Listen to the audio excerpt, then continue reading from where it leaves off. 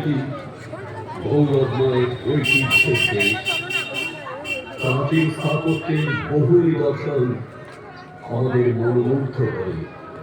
রাজস্থানের রাতের আকাশে তাদের আঞ্চলিক গানের আমন্ত্রণে ছুটে যায় মন শীষমোহরের টানে।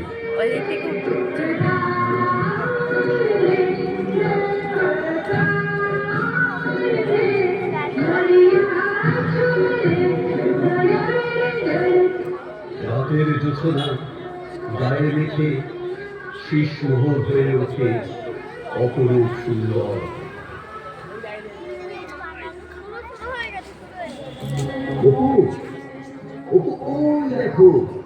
ওই দেখো রাজস্থানের শীষমোহর, আমাদের দেশে এক অন্যতম সুন্দর স্থাপত্য শিল্প। এটাই শীষমহল, কি সুন্দর! বাবা, শীষমহল কে বানিয়েছে?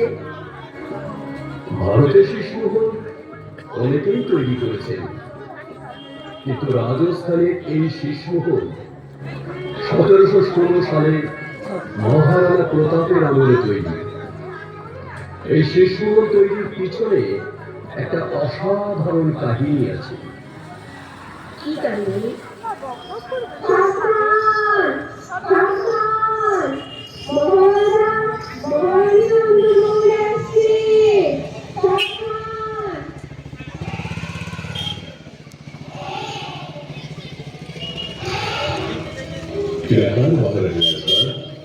তুমি যে আমার উপর অভিমান করেছ। মহারাজ, রাজ্যাভিষেকের আগে আপনি কথা দিয়েছিলেন আপনি আমাকে দেশ বিদেশে ঘোরাবেন।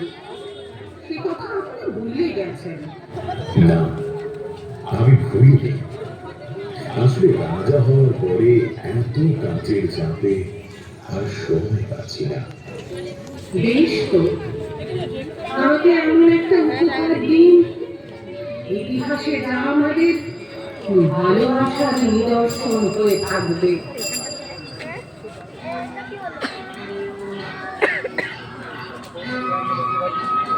মহারাজ রানীকে উপহার দিলেন উজ্জ্বল রত্নখচিত নানান রঙের কাঁচ দিয়ে তৈরি এক মায়াবী আলোর প্রাসাদ, যার নাম দিলেন শীষমোহর।